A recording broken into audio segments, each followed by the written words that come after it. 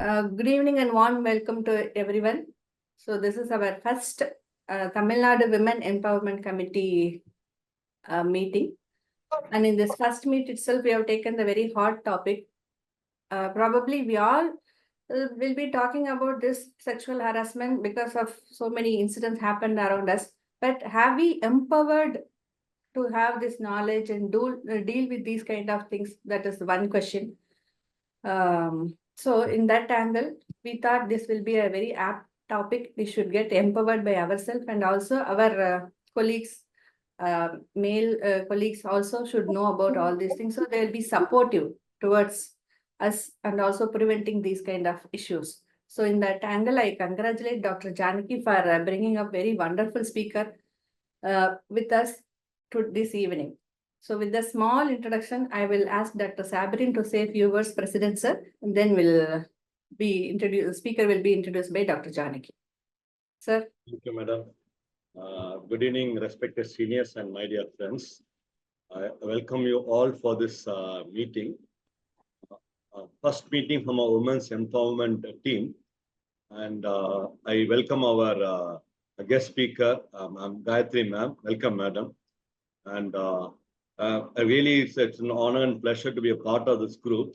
And a special thanks to Gayathri, Janaki Rajagopal ma'am, Dr. Abdul, under the guidance of Dr. Indumati. She is a person who's full of energy and ideas. Thank you, ma'am, for arranging this and taking this forward. And I now hand it back to the chairperson to introduce us to the speaker. Topic is very, very important. And hope it helps us all to handle our takeover. Thank you. Dr. Janaki? Yeah. Please. Good evening, everyone. Thank you so much, Dr. Indumati and Dr. Sabrin, and for giving us this opportunity to present under the Tamil Nadu chapter of the IPS and also the Women Empowerment Committee. Today's speaker is Mrs. Gayathri T, who is a psychologist and a co-founder of We Empower. She has completed her master's in psychology from the University of Madras, and post that she has pursued several PG diplomas in integrated management, developmental disabilities, counseling psychology, and she is also a certified POSH and POCSO trainer from Headway Academy, Chennai. Her work experience is very varied. One is that she is the co-founder of We Empower. She is also the president of an NGO, Yuvati, with the objective of enriching mental hygiene. She has worked as a project head of ANI, that is the Alliance for Nurturing the Individual, which works with Tamil Nadu government schools to enhance psychological and emotional well-being. She is also a part-time psychologist at various places, and she is a consultant at Mind Cafe. She has conducted several workshops on mental hygiene and POSH and other soft skills training in Vellore Institute of Technology, Jerusalem Engineering College, Mahalakshmi College of Art and Science, SRM Katangalathur, for both the students and the faculty. She is also a guest lecturer at Anna Adarsh College and MSSW. She is a POSH panel member for Recode Solutions, Royal Cyber, Siam Computing, the Unicorn People, Lingaros Bensaran. And she's also a brand ambassador for mental wellness at International Women's Organization. I invite Mrs. Gayathri T to present on POSH for psychiatrists. Thank you for the warm words and welcome, Dr. Janaki, and a very good evening to all the renowned doctors here. And I'm indeed very honored to do the presentation on POSH to all the masterminds here. Of course, psychiatry is a very challenging and buzzing field always, and I'm in awe of the doctors who do so much towards mental health. And coming to POSH, I've been doing it from 2015, and I feel there is it's a need of an hour, because anytime we see a crisis situation, there are a lot of talk about POSH and sexual harassment and how women can be empowered. So though we are all from different walks of life, people from the boiler room to the boardrooms, we all face a lot of issues towards workplace harassment and some kind of sexual assaults. even the small children these days, we see in social media and in news, it's even newborn babies and, 4 months, 7 months, 9 months, it's age no bar, and even elderly women are sexually harassed. So when we are talking about POSH, there are various things that we need to be aware of, because it's more towards the legal aspects. That's what I always feel. And coming to POSH and the history behind POSH, the POSH Act as such. Earlier, it was in I just wanted to give you a gist of the history of how the policies towards workplace harassment were framed. So initially, in 1985, in Rajasthan, there was a person called Banwari Devi, who was actually working as a person in the midlife place where she was around 35, and she was given a posting as a Sathini. It's called a friend. And it was in the rural areas where she was posted. It was her work was mainly to give awareness towards female infanticide and empowering women towards education and, stopping dowry and putting an end to child marriage and things like that. She was actually posted in the public health center as under the developmental department for planning, women developmental planning.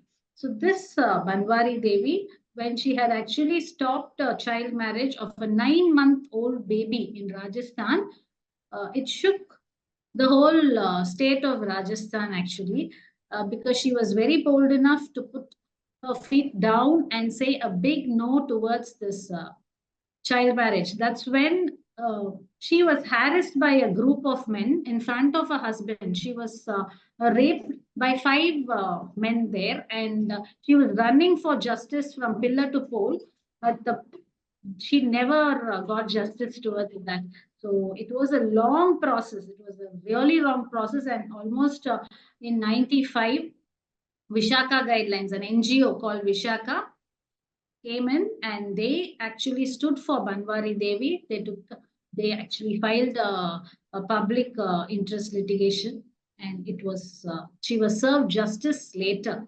And this long battle of Banwari Devi was a catalyst here, and Vishaka, the NGO, was supporting her. And it was later in 1998, there were strong rules that were implemented to govern the safety of women at workplace. So this was the history behind the initial days of POSH. So after that also, there were not many organizations which adopted POSH. And it was only in 2013, there was a Prohibition, Prevention and Redressal, which was formed after Nirbhaya's issue. Nirbhaya's issue was nowhere related to POSH. It's not a workplace harassment. It was a sexual assault and a heinous crime. But still, it was then they realized that from all sectors we'll have to protect women, and they made this law more stringent. And when POSH was formed in 2013, it actually empowered a lot of corporates to adopt POSH policy.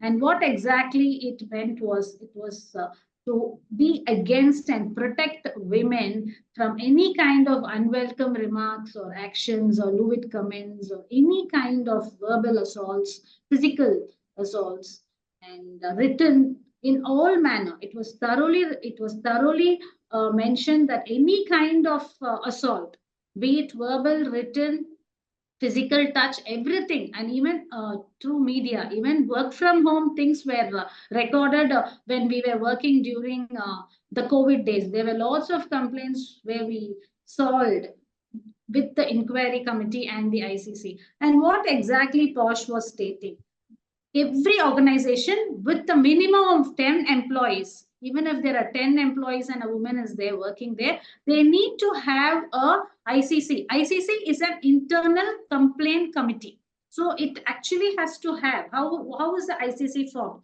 ICC is formed with 75% of women in that and 25% of men, women being the presiding officer.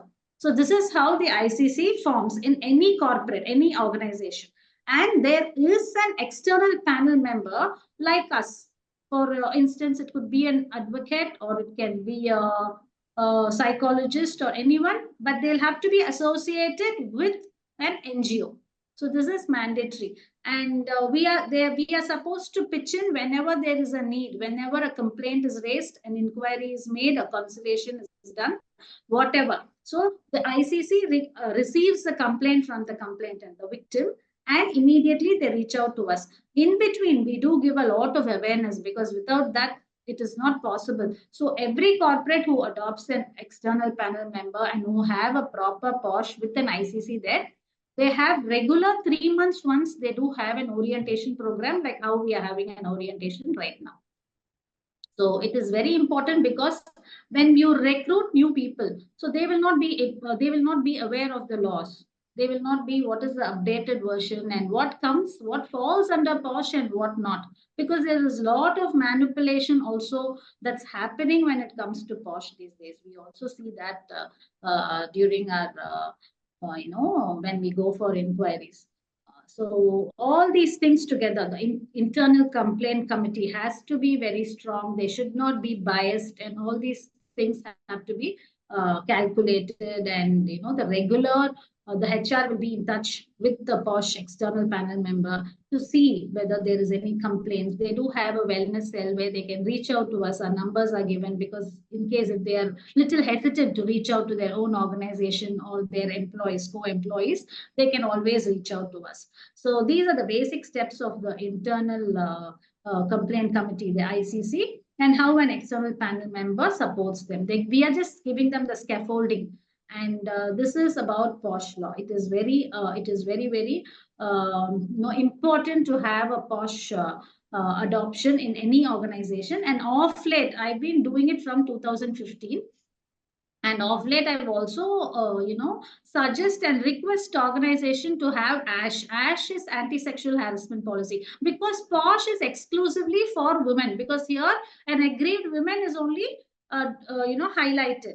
Okay, it is seen under the feminist lens. So we also of late get issues from men. They also reach out to us saying that they do find hostile environment where they're intimidated and they don't know how to talk about it, because our society always says men don't cry, and men don't talk about things. And so it's again, just brushed under the carpet. So there is also this anti-sexual harassment policy where it can be complaint. It's for both genders, all three genders.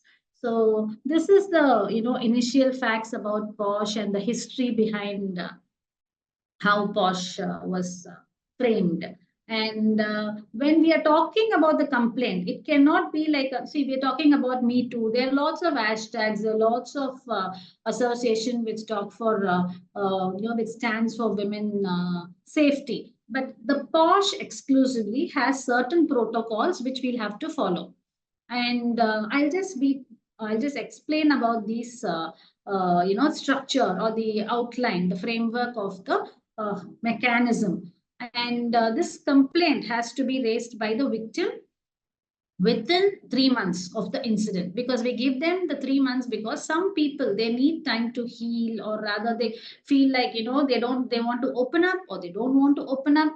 They feel they'll be judged. There are lots of aspects. It's not necessary people will openly discuss about this issue to anybody, be it even to their colleague or their family member or their spouse or anyone. So we give them 3 months time, because sometimes initially they are, freezed. They are not able to decide. But later when they open up with someone and they have a clarity, they feel like they'll have to raise a complaint, because even if they don't get a justice, the other person should not be affected. So this is most of the time what people say when they come after 2 months or 3 months with a complaint. So this is what they state.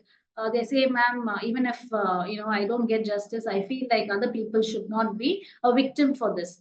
And once the victim gives a complaint to the ICC should go through the complaint, try to be empathetic with the person, and they can't immediately judge or, scrutinize that the perpetrator has done this fault. They'll have to go through various steps. And within 7 days, they'll have to give in a letter or a notice to the perpetrator. They'll be sending a notice. And within 10 days of receiving the notice, the perpetrator has to reply. He has to send back his reply. And we will be inquiring both the victim and the perpetrator separately. And again, if the victim is comfortable, see here, whatever the victim wants, we are supposed to address to those queries. So in case the victim says, I don't want anything, I don't want to face him, I don't want to be in his team, or I don't want him to be in this branch, or I want a transfer, or I want to leave for 3 months, it's actually issued with pay, without any loss of pay or anything. She's given 3 months time for a break to heal and get back. And once the perpetrator submits the letter, within 3 months, 90 days, they'll have to close this. I mean, we'll have to close this case. So this is very, very important. We cannot be dragging it beyond 90 days. In case if something happens like that, and if the victim is not comfortable, they can definitely go to the police or to the court. But mostly in our experience, we see that people want to negotiate and, they want a conciliation within the ICC. Because for various other reasons, they don't want their things to be on media or, whatever. And once the report is been ready, the report is ready, they take it exactly within a short period to the management, and the management goes through that, and whatever compensation to be paid, or whether the perpetrator is being sent off, or in case if it is a false allegation, the woman is also supposed to pay a fine, so she is penalized. So it's also important that a crime or a complaint should be truthful, and it should not be manipulative. So that is also seen. And if in case if it is filed under manipulative grounds, definitely the woman is also punished. It's not that they can just walk off. So after this, they have 90 days periods for them to reach out to legally, or they want to close it within the organization. Even after that, whether they're going to the court or they are, they've done and dusted within the organization, the thing is, they are watched for 5 years. I mean, the victim and the perpetrator, so that there is further, they don't have any kind of disturbance from the person, because sometimes it takes like a revenge, or it takes some time for them to take time and hit them, or attack them. All these things happen. So for the next 5 years, they are taken care of. They can reach out for counseling or whatever. The organization is open to all that. So each and every organization, as I said earlier, with even 10 employees, are supposed to have a ICC panel.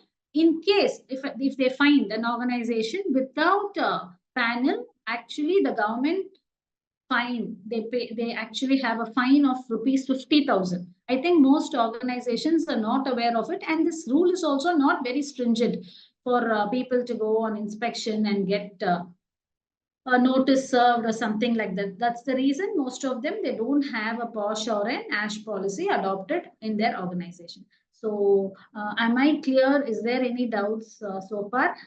Or can I just proceed? Yeah, it's clear, madam. Yes. Okay. Thank you so much. So we're just doing a small activity here. Usually, I'm very, I'm very happy to do this offline, because we have a lot of activities to see how we can break the gender stereotypes. But since you're all very busy doctors, I understand that it can be done only, on a virtual platform. So while coming to this small activity, this is a set of articles, activities, and roles that we have, and I will just try to call out a few articles from the first column. Can you just tell me, think about all this 50 years back, and can you just tell me if it is applicable to the male or the female? So broom, 50 years back. Female. What do you currently? Both. Okay. Car keys? Male. Male. Currently? Both. Sari? Female. Rolling pin? Female. Chapati. Okay. Rollers. Okay. Currently, who handles it? Rolling pin. Both. Okay. Screwdrivers? Male. Currently? Male. Both. Okay. Hammer, Male. currently. Male. Okay. Stone, Female. Female. okay. Currently, Both. both. Tie, Male. okay. Currently, Male. Male. male. Actually, I see Both, tie. ma'am. Corporates, yeah. Okay, fine. Lipstick, Female. female. Okay. Currently, Female. என்னம்மா நம்ம actors எல்லாம் நிறைய பேர் போடுறாங்க இப்ப கூட. Ramarajan. Example. பாருங்க, you are missing on all that. Okay, briefcase. Male. Okay, currently. Both. Thank you so much. And activities. Well, coming to activities, sewing, 50 years back. Female. Okay, currently. Both. Both. Cooking. Female. Female. Okay, currently. Both. Washing clothes. Female. Female. Currently. Both. Washing machine. Okay. Reading newspapers. Male. Male. Currently. Both. Reading poach for everyone, you know, we're all with the gadgets. Bathing children. Female. Okay. Now currently. Both. Fixing an electric bulb. Male. Male. Currently. Both. Knitting sweaters. Female. Currently. Female. Female. Sweeping. Female. Female. Currently. Both. Female. Both. I think both they support us as well. Roles. Chef. 50 years back. Male. Currently. Both. Tailor. Male. Currently. Both. Farmer. Both. Housewife. Female. Currently, it's also female. It's all, you know, certain roles are distinguished. Breadwinner.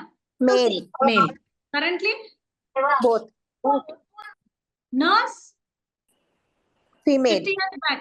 Okay. Currently, Female. Both. currently we have male nurses also. Mother is a mother. Mhm. Okay. Barber. Male. Currently, Male. politician. Male. So now the last one, head of the family. Male. Male. Currently, Both. both. But of late, I think there are more women in the ration card because of the 1,000 rupees, you know. Most of the families have totally made that role, you know, just spin the other way around. So this is a very small activity, but actually what it makes us intercept is sex is biological. We all know that. But gender roles, it is always, there is a change. It keeps changing in a certain period of time. We call it a generation gap or, you know, a century or whatever. We have change is inevitable. So gender roles always keep changing. So this is something both the genders should understand so that we respect each other in par. See, earlier, it's not that, you know, only women raised children earlier, but of late, you won't believe there are so many men from the labor room. Ipala baby shower ke evlo photo shoot.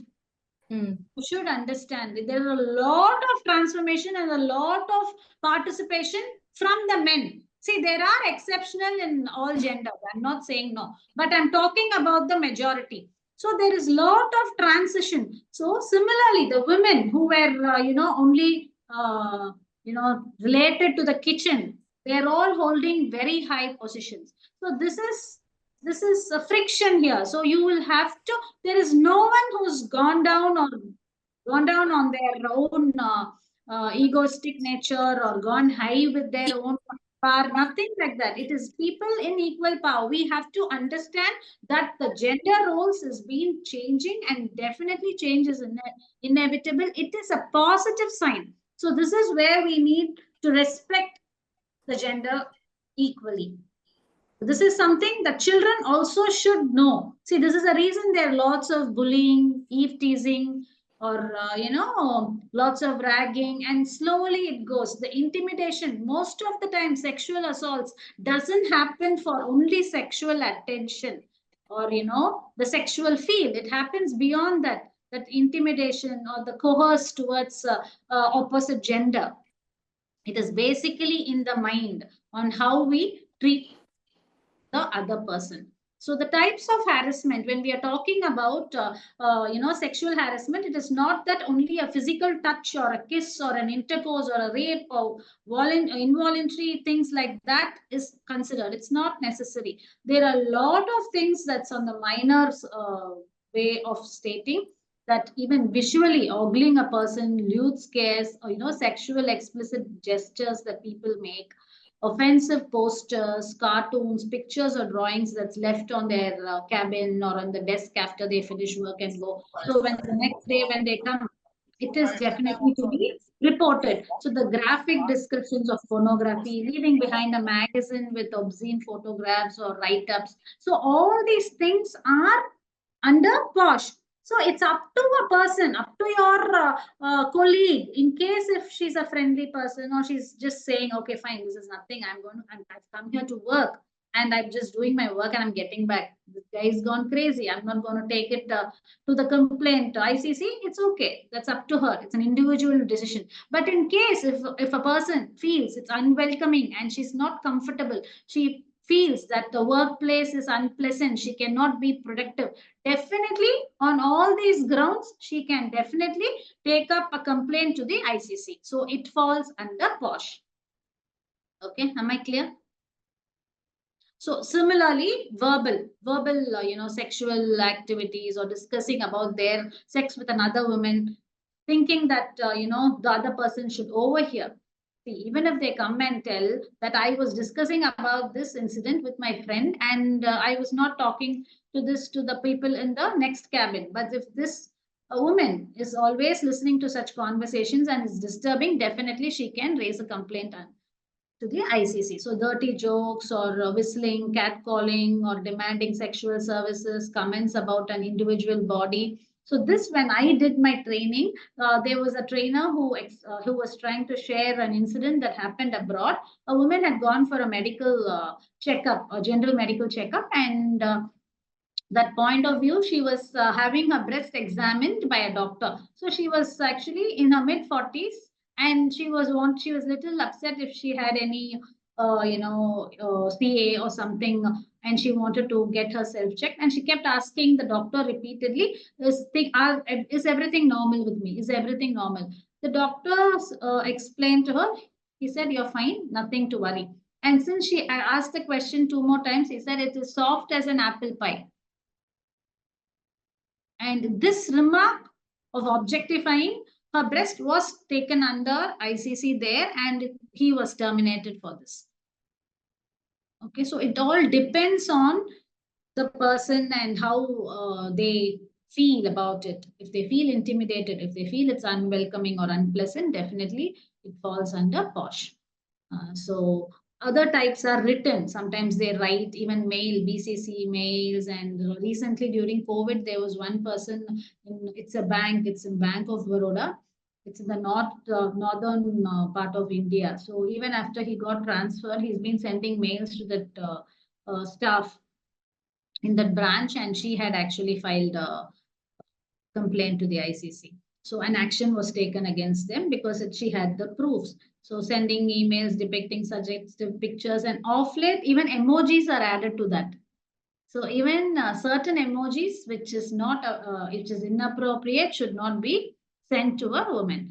And physical, unwelcome touch and hugging, or, patting, grabbing, kissing, or just pinching each other, accidental calling, just thinking that, 2-3 times it cannot be accidental. And inappropriate gifting, for example, giving them the undergarments or things like that is under POSH. Definitely they can take it to the committee. And usually when we do this in corporates, the men are like, they're like, my God. So even a nail enamel, in case if someone is going to tell your colleague, your nail polish looks so good, it looks nice, sexy on you, definitely it is under POSH. So the men, they ask, so why do we work? What are we up to do? So I can only tell them, see, it is all in the law. It is legally made, and we are not trying to, bring in all these things as an exaggeration or anything. So you'll have to abide by the law. So here we litter all over the places, but we go abroad, we keep the place so nice. So it's all in the mind. So when you know there is a law behind and it is going to be punishable, definitely we will not be doing that, crime. So that is how it is. So that's why we have these laws. So we tell them, you come to work to earn money. So just come, do your work and get back, nothing more. So that's the only suggestion or, thing that we can tell the male employees there, because we don't know what the women will be comfortable or not comfortable with. And one more thing, when it comes under the workplace, cafeteria, the lift area, the car park, everything falls under the organizational setup. And there is also a third party harassment in case if somebody is coming from a contract basis. They try to misbehave with the women there, then the organization is responsible to take action. Similarly, when someone is coming to do a service to the air condition or to the system in the hospital or the organization, IT firms, definitely if they misbehave also, it is considered. And for all housekeeping staff, for everybody from the whole hierarchy, everyone falls under POSH. Anybody can take an action if they feel that they are intimidated. Okay. And in case if there is a group of people who are going from the organization, they're going for a personal birthday party and something happens there, it doesn't fall under POSH. In case if they go with the permission and the organization is sending them on an on-site or the organization is sending them for a conference, then if something happens, then the organization takes it up. So there is also this difference between personal meet among colleagues and the way they are sent from the organization. So they cannot, they have to see what falls under POSH and what not. Because for ICC, we have a different module. So that has more of laws and how they'll have to talk. Because recently, 1.5 years back, there was a legal, there was an automobile organization in Chennai where there was an intern from law. A lawyer was interning there, and there was a person who was in her department, a legal department, who was trying to be very hostile and trying to intimidate her. And this girl has actually approached, because it is also it's also applicable for the interns or trainees or the PhD research scholars, anyone. So this man was called for the ICC. We were there, and as we were talking, the person, one of them, because usually they are not paid extra for the ICC. It's only a voluntary job, and the ICC have to work and sit extra hours for an inquiry and stuff like that. So I think she was also a little tired. So one of the person in that 75% of women, she just stated, in a colloquial manner, என்னம்மா பஸ்ல இதுல எல்லாம் பேசினா நீ என்னம்மா பண்ணுவ, நீ சும்மா தானே போவ. I mean, what if it happens in a public bus or anywhere? You would have just ignored it, isn't it? So leave it here. So that was her, her suggestion to the interning girl, but she was very firm. She said, no, I want to, take it up. And the boy actually gave a written statement, a sorry statement. She said, I'm going to be here only for interning for another 1 month. I have no issues, but other people should not be affected. So I want him to give in a writing. So this happens. So the person in the ICC should also be able to know what to say and what not to say, because they should be a little empathetic to understand the situation, or else it misfires, it's rubbing the wrong side. So the sessions keep extending again and again. So effects of harassment, what actually happens with harassment? Definitely it's our field, mentally they are totally they're freezed and they're zoned out, they're depressed. So it creates an offensive and hostile work environment. in the workplace, and it promotes a very poor moral of the reputation of an organization and the person involved there. Prohibits effective performance. Definitely, when the employers these days, they are very keen. Whatever they want is they want productivity from the employees. They don't want any other drama or melodrama happening there. And it limits productivity, psychological damage, which is the worst part, and negative publicity. So when it is on the media and stuff like that, like off late, we've heard the most, sensitive issue of Arjikar in Kolkata. So it gives a very negative publicity. And when we are talking, like instance, I just want to interrupt from the slide. I'm just deviating. Like the instance for the intern, which I was explaining about the case study. What is the difference? If it's a sexual assault, we all feel the sexual assault is just it's just a lower notch. Sexual assault is a lower notch, and sexual harassment is a higher notch, or whatever, vice versa. But it's not exactly that. Sexual assault is a different. It is also very painful, of course, but it is little different. If a person is just sitting in the cafe shop, or some guy who's giving in the theater in the counter, he's trying to tell you or raise a random comment. He's a stranger. He's just telling some kind of a statement, you look sexy or something like that. My teddy bear is lost. Will you come and sleep with me? So these kind of dirty messages, if he's trying to say, the person can ignore and brush it off and walk off. But if the same comment is being made by the superior or a colleague or in an organization by her boss, it is different. That is harassment, because she has to go and face them every day, and it is her workplace. She cannot ignore. She cannot be productive there. So this is the difference, a slight difference, because if she's going to welcome it, or if she's going to submit herself, she's exploited. If she's going to resist, she's going to be punished. You understand, isn't it? So this is how sexual assault and sexual harassment has a thin line, but both has a serious impact, but the difference between both. So when talking about men, you see, it is mostly gender neutral these days. I understand POSH is exclusive for women, but we will try to just understand what the opposite gender is also undergoing. So male sexual abuse and harassment often happen with many stigmas, because there are a lot of stereotypes which we don't break, and society expects men to behave manly, and they have their different challenges. It's not easy though, and men may not report sexual harassment for various reasons, like they have a fear of being mocked by co-workers. This happens even in school level, how they bully in colleges. They cannot talk, they cannot open up, and fear of retaliation from the employer. They're very scared because they might get terminated. I know people in firms where they come and tell me, ma'am, I have an EMI, my wife is just taken a break because she's conceived, I have an issue with my on-site visa. So with all these things, I cannot pick up. Zero tolerance when it comes to sexual harassment or hostile environment, and fear of being harassed by another male.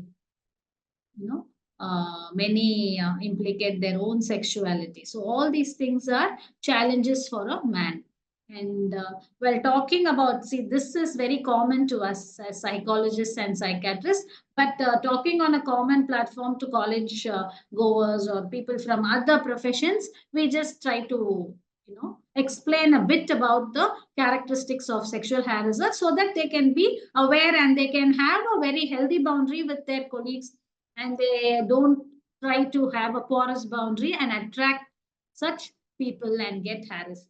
So the dark triad, we all know narcissists, the psychopaths, and the machiavellianism. So when we have, it's not that they're all sexual harassers, but when people repeatedly show the, personalities, and, because the narcissist always feel, how can there be any woman without loving me? Or, admiring me. They're that maximal level. And the psychopaths, they do it. They do it because they want to do it. And again, machiavellianism is a knife with a long plan. And moral disengagement theory. This is again very common to all of us in this field. How we fix behaviors to values, but people these days, they behave in a different manner and attach to a value. So they say that I raped a girl because she was wearing a short or mini skirt or a stellar top. So it's not my fault. So I behaved that way because it's her fault. So that's how they have a moral disengagement, and they have their own value system. And employment in a male dominated field, this is very clearly seen, because lot of statistics say that in the male dominated field, women are prone to harassment, especially when mechanists are there, and military, police department, all these things have a lot of, because we do it for Anbana Anugumurai, a police for the Greater Chennai police and stuff like that. We do the wellness camp for them. There are a lot of issues that they come and went out, though they're not able to take clear actions, because when it's coming to POCSO, it's different. We can call the parents, we can talk to them because they're all minor. But when it is on the other end, when it is with adults, we cannot do it without their consent. And hostile attitudes towards women. So this is again the intimidating and the power struggle, the power which they want to show. So these are the characteristics of sexual harassers. So you can have, people can be aware and keep track type of harassers. Again, they call Mr. Macho or one of the boys in a group where they talk about sex and talk about lewd comments and everything. And still, if they see one person who is, a weakling there, the group actually try to attack. And the great gallant, the opportunist, always an opportunist find an opportunity. So if they have any kind of, opportunity to tend, in private, the person is in private, they take a chance. And power player or, mother, father figure, they try to do it whenever they feel that they are very, very having an upper hand, or trying to be a mentor to them. And slowly they'll try to show their colors. And these are the serial harasser, the situational harasser. They'll tell that I have a sexual disorder, or they will say that I'm going through a divorce, so I'm going through a depression. I didn't know what to do, so that's why I tried to do this. So they all have a reason behind why they harass, because definitely it's not that they keep mute. They come and they talk and they give excuses.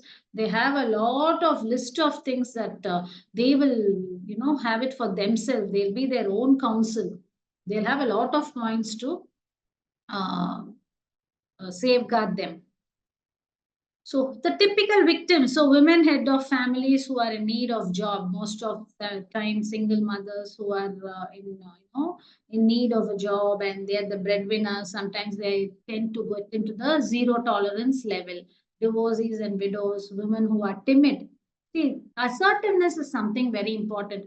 These days, girls are all, women are all mostly youngsters. They are trying to be very aggressive, but they don't know how to be assertive. The way they have to be firm. See, that's what we tell them. Be soft and firm. It's not always that an aggressive woman doesn't encounter any harassment.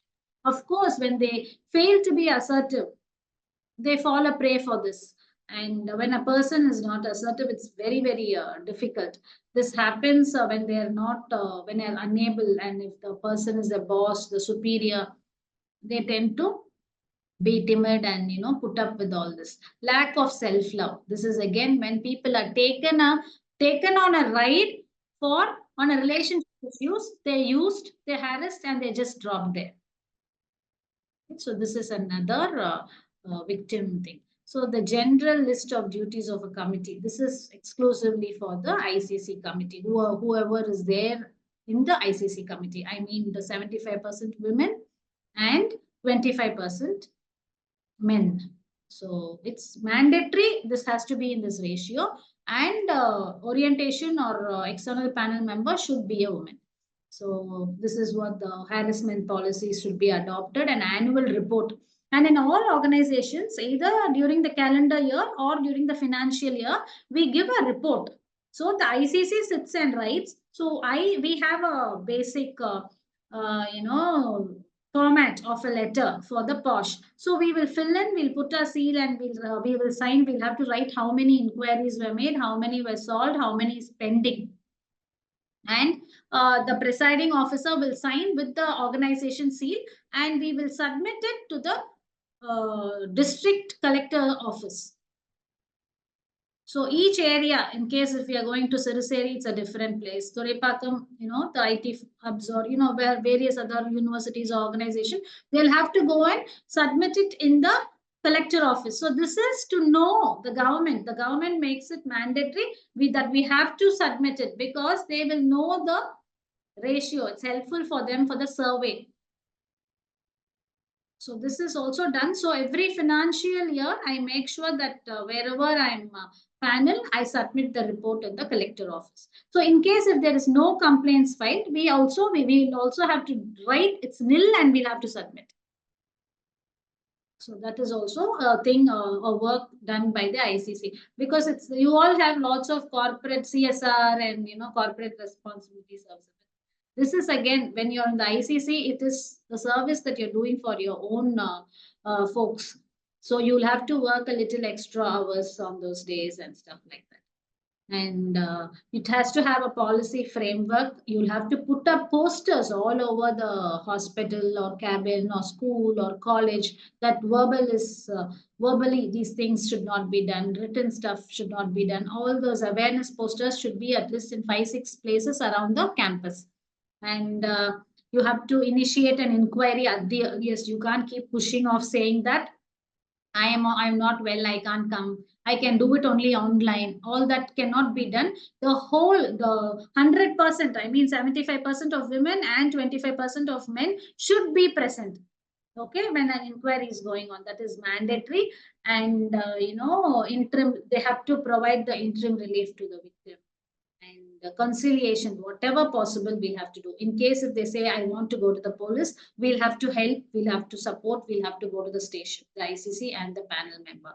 And when a person is really, she's gone into too much of trauma, she's not able to take it, she's not coming to office, on behalf of her family member or her friend whom she can authorize, can come and raise the complaint. So this is also possible. And whenever required a complaint to the police station, we'll have to be there for them. And it has to have with recommendations as mentioned, as requested by the report by the victim. And other than all these things, confidentiality has to be maintained. But the organizations usually have, in case if a complaint is being raised and an inquiry is being completed, the victim also will have it on their own CV or their records that she has complained. And the perpetrator will also be having that there was a complaint raised against him. So that is a mark that will stay with them. So when they shift organization, they'll be questioned and things like that. In certain organizations, of late in an auditor office, there was an issue. A girl was feeling very discomfort with one of the staff. The staff was proved and the family, everyone came and they were asked. And then the wife had requested the ICC stating that at least don't put it in the letter because he's the only breadwinner. I have 2 sons. So the HR actually accepted that he will not put it, but he has to leave the office and they terminated him. But towards the end, the HR he went abroad. There's a new HR now, but they saw when they applied for another job, it is written, it is marked there that there was a complaint raised against him. So again, the person came and he requested the current HR, and so the panel member was called, again an inquiry. So all these things will happen. So we'll have to see to that the safety of the woman has to be protected, and whatever the ICC is trying to say, they'll have to stick on to that. They should not be able to oscillate. We'll have to stick on because these are rules and we have to abide by it. And this is just a grounding. We tell the, in case if people are finding it so overwhelming, they want to masturbate in the cabin, because all this happens, we only tell them, try to ground yourself. This is our usual mantra as our psychologists and psychiatrists. We all follow this. This is the 5, 4, 3, 2, 1 technique that we tell them to calm down.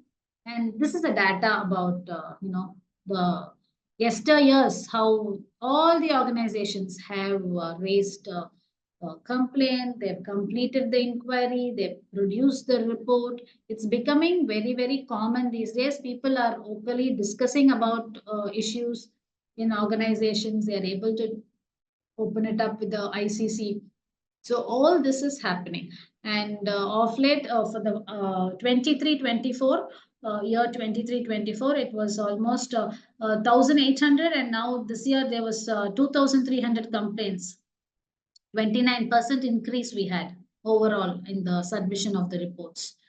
So this is the sector, the financial sector, service sectors, in all sectors we have. It's not that it doesn't happen in one particular place or, things like that. So there are two types of sexual harassment. So quid pro quo is like, tit for tat. So it's a demand and I do it for you, you do it for me. So how does that come? How does it fall here? So it's with the promotion. It usually happens with the promotion, benefits or a favorable work shift. They'll say, I'll give you this work shift, but you have to come out for a dinner with me or a night with me, a raise or, payouts or easier or fewer job assignments for them, prevent job loss. So a threat, they might say you're not performing really well. You have a lot of, you don't have your caliber or potential. Sometimes women are also gaslighted in these ways so that they think that they are not fit for that position and they might be terminated at any point. And, that's how they bind and, give way and become prey for sexual harassment and job acceptance. This is where, it's a tit for tat. I give you, I give you a reward and you give me yourself. So, and again, the second type is hostile work environment where the comments and jokes are with the sexual nature and sharing inappropriate content and sexual stuffs and unwelcome advances and, making them feel intimidated, just trying to corner a woman. Okay, just because she's performing, she's trying to go beyond the glass ceiling, glass roof. So that's when there's a cause. It's only power. It's only power struggle. Sometimes it's not an attraction. It's not a mere sexual attention-seeking behavior or anything like that. It's only to threaten them. Inappropriate touching, sexual assault, or sexual violence made, in a mindset of not having a pleasure, but rather a violent attack. It's usually seen in employment and career advancement situations. And this is also a stop technique where we tell them to, relax during the inquiry and stuff like that. We give them a few techniques. So this is, as I said, I think I don't have to explain. You're all to this. Statistics in India, what happened? 63% of women did not file a complaint and 79% of men kept issues to themselves. Check out the ratio and percentage. So we've all been running, a pink, but I think it's high time we run also the blue. Nearly 3 in 4 sexual harassment claims in the workplace goes unreported. And 55% of victims experience retaliation after speaking up. So that is why they all keep quiet. And according to victims who have reported the harassment, 95% of the men go unpunished. And 32% of employees weren't aware that jokes could be considered sexual harassment. This is something we see a lot when people come from down south or rural areas to work here in the city or metropolitan other places. They feel that the culture is a little different, and they feel, when people are comfortable or, they have a handshake or they have a hug, which is common, and they are not comfortable with it, they can stay. There is nothing wrong. It's only up to us. See, we were all away from each other during the COVID days. We didn't shake hands. It's like, even for POCSO, I say, don't talk about good touch and bad touch, because the child doesn't know what is good food and stale food. So in that manner, how will a child know what is a good touch and a bad touch? No touch. Just tell them it's only the parent and no touch. So we all lived with no touch during COVID. So I think that is also applicable, but rather that they feel that they are not, in the group, or they are away from the group, or they are not into the culture and they feel it is common, and sometimes they get into a struggle. They're battling with coming from out of their comfort zone. It's very difficult for them. So This is also 32% of employees. They're not aware that these jokes fall under POSH. So that is why we give them a orientation. So 68% of the LGBTQ population experience harassment in workplace. This is also again a very pathetic thing. And 31% of sexual harassment or assault victims felt anxious or depressed afterwards. So obviously, they go on a different mode. So these are case studies. Do we have time, Janaki, or I'm running out, or are we running out of time? Ma'am, there are a few questions that on the chat box. If we can address that, I think you can discuss your experiences with us. That would be great. Okay, fine. Okay. So, is that okay, ma'am? Indumati, ma'am? Yeah, almost we are nearing the end. So it is few Yeah. questions and then we can wind up. Okay, fine. But it was very interesting and going very nicely. No, But actually, when we unfortunately, have it offline, we used to have a lot of activities, the breaking the stick. See, sometimes we don't realize, okay, and what is the change with the gender as genders we've transformed, and where do we have to respect, and where do we have to, we forget the feel of, acknowledging the opposite gender. All those things can be done through activities. So here comes Shall I? Yeah. Shall I call out the questions, ma'am? Yes, Can yes. I? So, Dr. Vignesh Kumar has asked a question. Is it necessary to produce evidence by victims, especially females? Yes, mostly we will take evidence in case if it is message or if it's phone calls. See, sometimes when if it is an attack, they cannot be recording it. But of course, we will see the CCTV surveillances if it is in the lift or cafeteria, or we actually ask their colleagues. They'll come and talk for the victim. Sometimes we have evidences and all that. But mostly these days, women are also trying to have hold of evidence, some kind of an evidence, and they come and reach out to us. But sometimes if it is going to be a physical touch, if it is a closed cabin, she's called for a meeting. Nothing can be seen. She might come and tells he used foul language and he had used dirty comments on my body. He objectified, but we will not be having any proof on a CCTV camera. So that's when we try to take the facts from her, we counsel, we see where things went wrong, or we'll also ask if someone else in the organization faced the same thing. So we go by the threats. It's not that we just tell them that since the complaint is raised and he's a man, he has to be punished. No way like that. But we go through the threats and we also see to that justice is served. And mostly they're comfortable and it's negotiated with the ICC. And the ICC has to be equipped with the knowledge. Dr. Vidya has asked, is the punishment given to the perpetrator like transfer or termination, or is it mandatory for the institution head to inform the police? No, it is not mandatory. It's only by the request of the victim. See, whatever the victim says, according to POSH, she has to take the action. If she says, I want to forgive him, but I don't want him to be here. I don't want to see his face, or let him also be there. I don't mind, but he should not, do this thing again with me. Whatever she says, it's up to the victim. And most of the times they're not comfortable going legally also because they feel it's a very long process. So they try to get justice or whatever conciliation or compensation within the ICC. So it's not that they have to report to the police because confidentiality is very important to them. Dr. Ramanan has asked has raised his hand. Please, sir, go ahead. Yes, sir.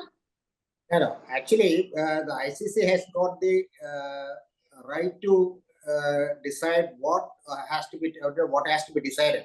The woman, if at all she has to do it, she has to do it in the conciliation stage. Yeah. She cannot after the ICC gives the recommendation, then the complainant does not have any voice. The ICC, whatever the ICC recommends, that has to be implemented by the employer or the organization head. Yes, sir. Sometimes the organization, they don't take up the ICC also. That's when the victim goes to the police. No. If the ICC recommendation has to be implemented by the employer. If the employer doesn't take it, he is liable for penalty. And penalty, if they go to the High Court, that it will be decided by the High Court, not the limit of 50,000 rupees. It may exceed depending on the loss of job or the loss of pay, all that things will be coming, mental trauma, emotional, then physical, treatment charges, whatever it is, it's up to the court. Because, yeah, there are instances where the court has given a damage of even 1.1 crore rupees. So this is for the compensation of the victim, sir. But this 50,000 I had mentioned was when they don't have an ICC, then the organization is fined for 50,000. The ICC, if the employer does not, Have form the ICC panel. Sometimes Yeah, most ICC people panel. have. ICC panel, if the complainant goes to the court, Yeah. If they go to the court, it's different. court will decide the compensation. Yes, the court decides. The court decides and it is high, but mostly people don't go. It's only on rare occasions, sir. And even if they don't have an ICC, what they do is once the complaint is raised, they immediately form an ICC. But we don't know whether it is there again functioning. So only for that case, they call an external panel member and they just want to finish it off. But actually, we don't know whether they're continuously having it. So that's when they record it on how many orientation you do. That is, every quarterly, you'll have to do an orientation for the staff. So all that has to be mentioned in the annual report and we submit. So when organizations seem to be not having an ICC panel with the names, because the names and numbers also has to be put up on the office premises about the ICC and the external panel member. So when they find that the organization is not having an ICC, they are fined for, the organization is fined 50,000 rupees. Further, the demands of the victim is separate. That depends on each and every case. Dr. Yes. Shiva Yango Yes, has a Dr. point of Ma'am, good evening, ma'am. good evening, sir. Thank you very much for your enlightening presentation, ma'am. A lot of discussions been going on. I practice in Chennai. I am part of an educational institution where I'm working as a professor. And I am also a member of the sexual harassment committee in the institution, ma'am. My experience, in the last 5 years, I yet to receive a complaint from the students.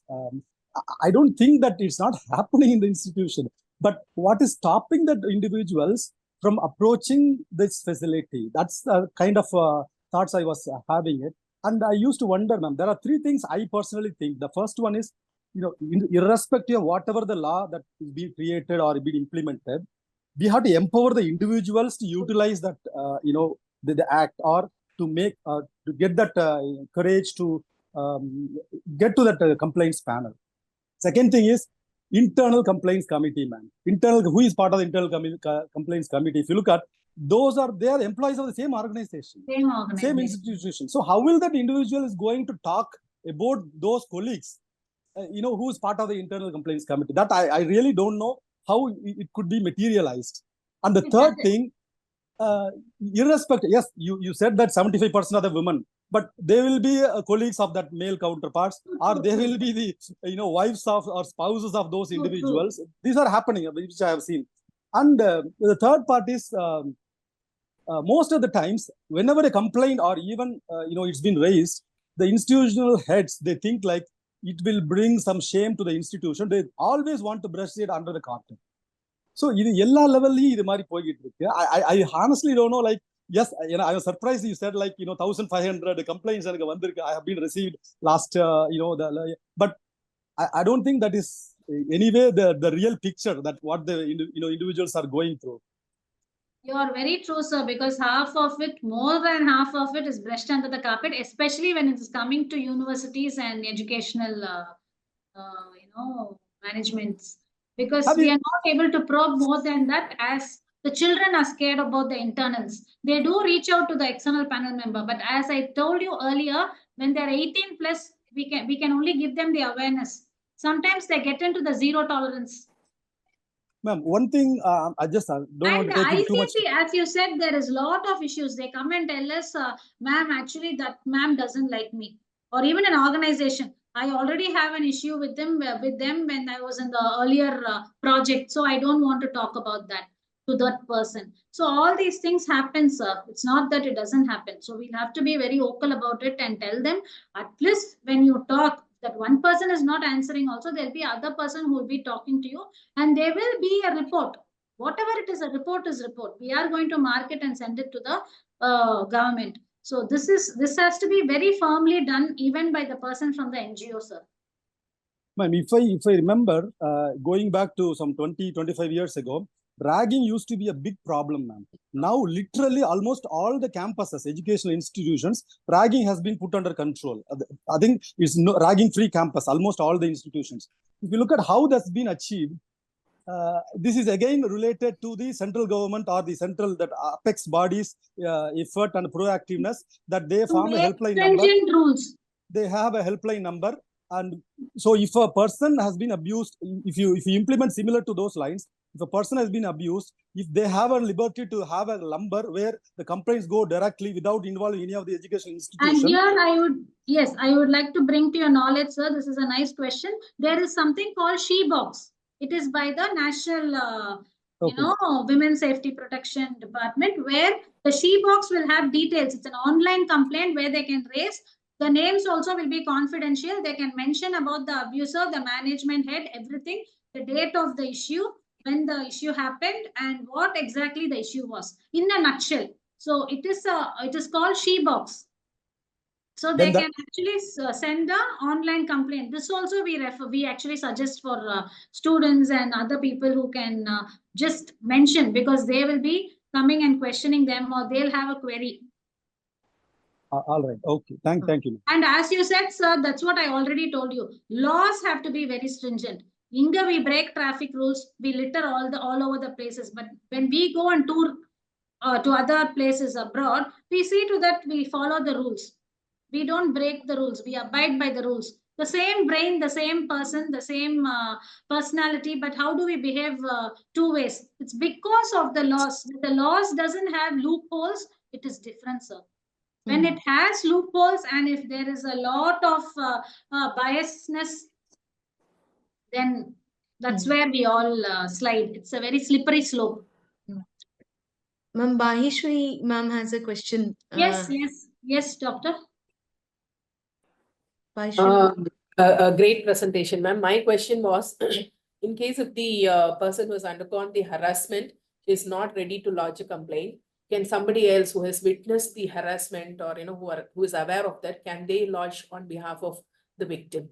Yes, ma'am. The family members can do that, or one of the friend, provided the victim has given a letter stating that on my behalf, my friend or my family will come. If for the family, they don't need family, they can come and raise the complaint. If it is going to be a colleague or a friend, definitely she can authorize a person.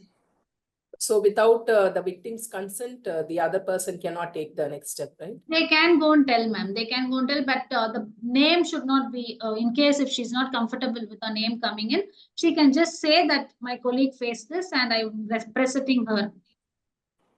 Okay. They can, definitely they can come and leave a complaint. Ma'am, there are a couple of questions about whether if the victim is suffering from personality disorder.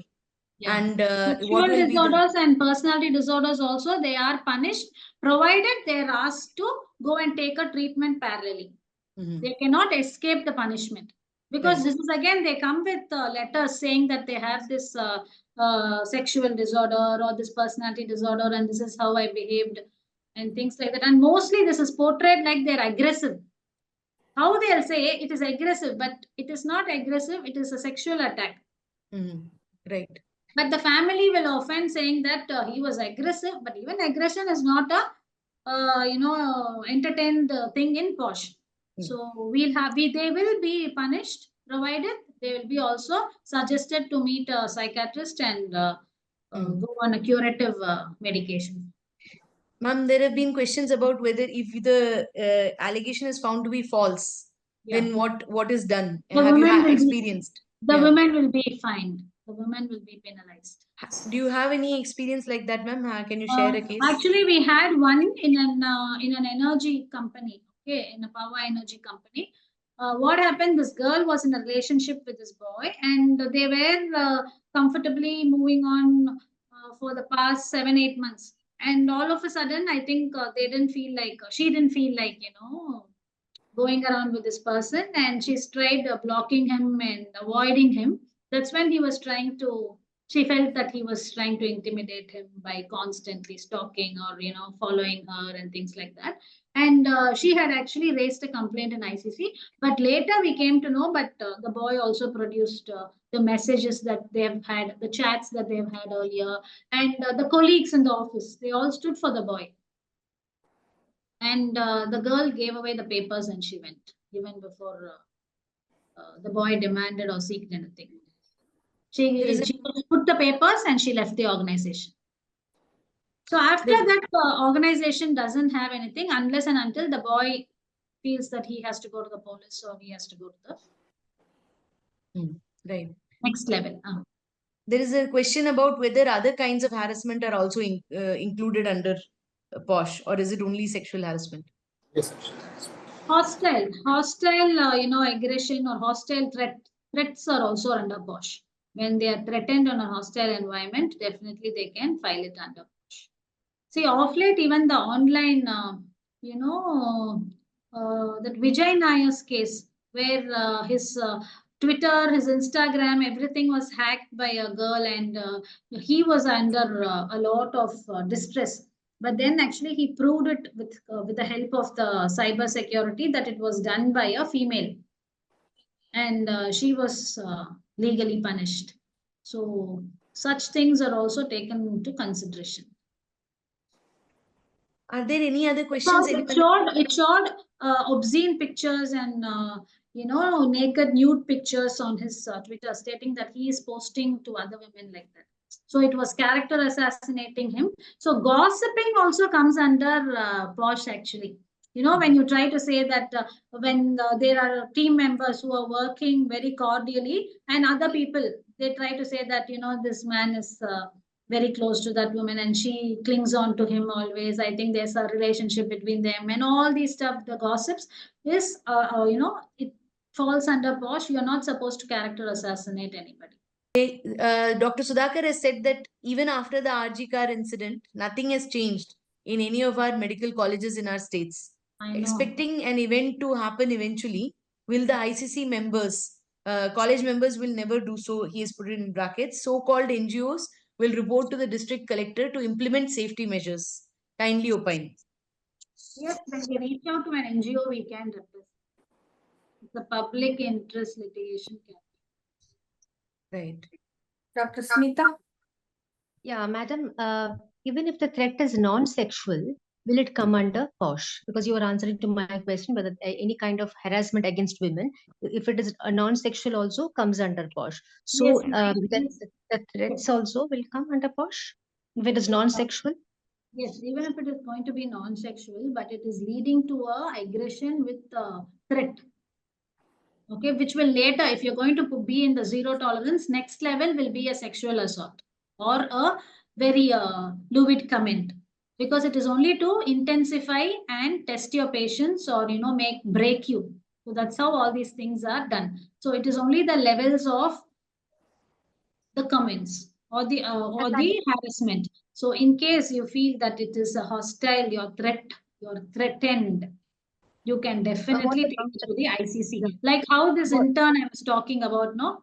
Because he was constantly saying, whenever I call, you have to come. He'll schedule an online meet, he'll cancel it.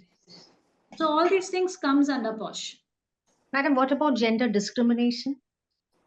Gender discrimination by words, by comments, written comments, or vocally they are naming or objectifying, all those things can be mentioned.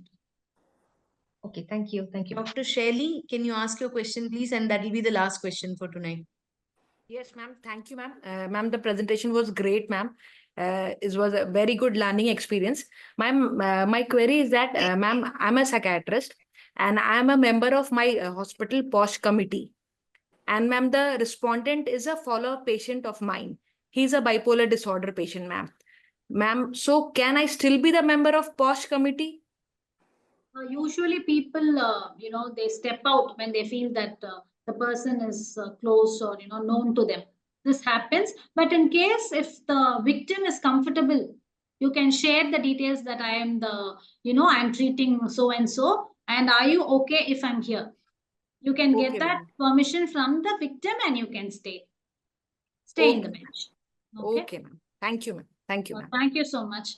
And I think this is an amazing group where you all, were so interactive, because usually question rounds, they do not shoot out the questions at all. That's when we feel our presentation has not reached. But I'm so glad and happy that you all, you all came out with some queries. Let it go on. It'll go And on hope another I hour. did justice, by bringing out the best, at least trying to clarify your points. Yeah, definitely you have done a great Are going job. to come. Sir? There are certain amendments that are going to come. It is already there in the Lok Sabha, where the conciliation is going clause is going to be removed. Because once the conciliation clause is effective, then the whole purpose of the act will become invalid. Because people will take advantage of that, and then there will be frivolous complaints and all that. So they wanted to take away that conciliation clause in the proposed amendments.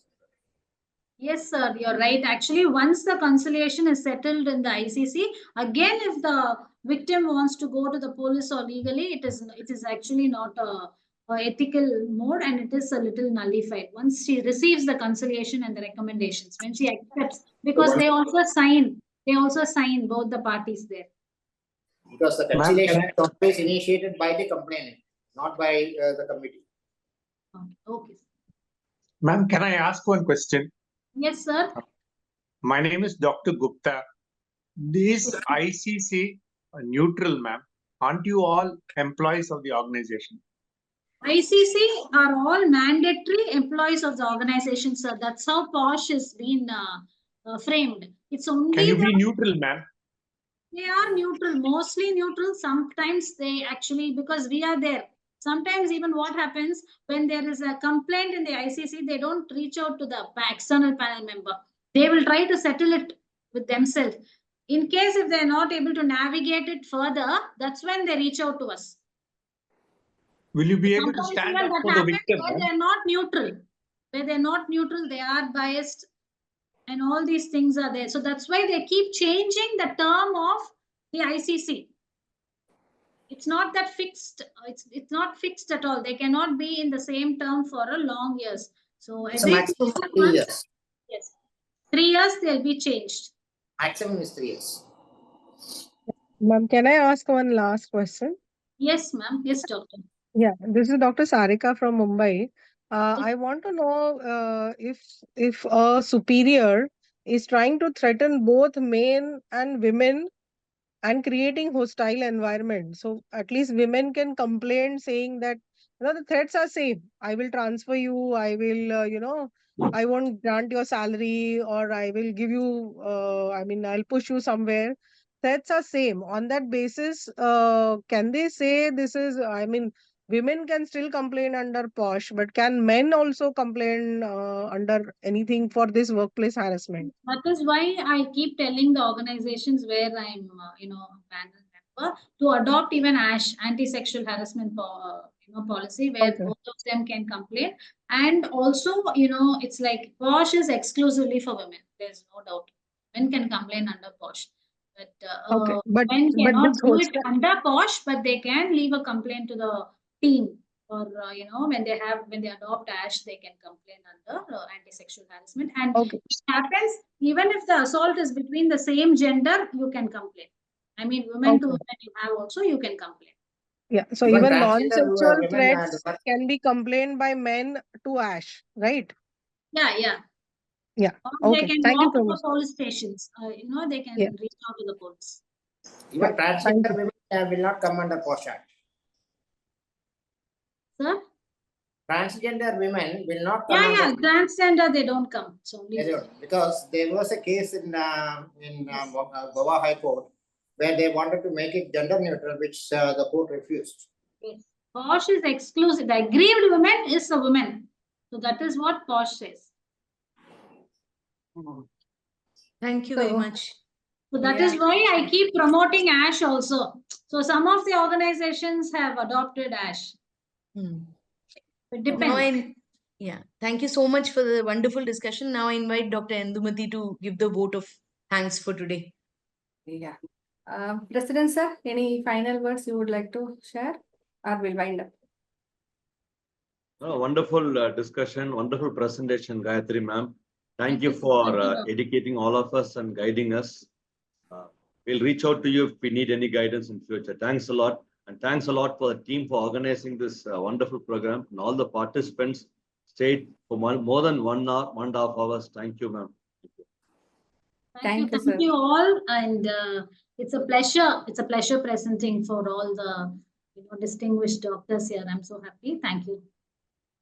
Thank you, Gayathri ma'am, for the wonderful presentation. It's very lucid and informative, and also it was we could see your live experiences and the expertise in this area and the way you present. So that way it is very helpful, and they've asked for your contact details. We have given. Hope they will get your support then and there. Thank you so much. Okay, and thank you everyone. I think we have nearly 93 people have participated through this program and got some empowerment. Awesome. So thank you, Ramananarar sir, Jayantini madam, and all the seniors, mentors, and friends, and our dear president sir and the team for their wonderful encouragement, and my colleagues, Dr. Bhagyashree, Abdul Rahman sir, and Janaki for the nice selection of the speaker and the topic. So thank you very much, everyone, and good night to you. We'll see you in one another program soon. Thank you. Thank you.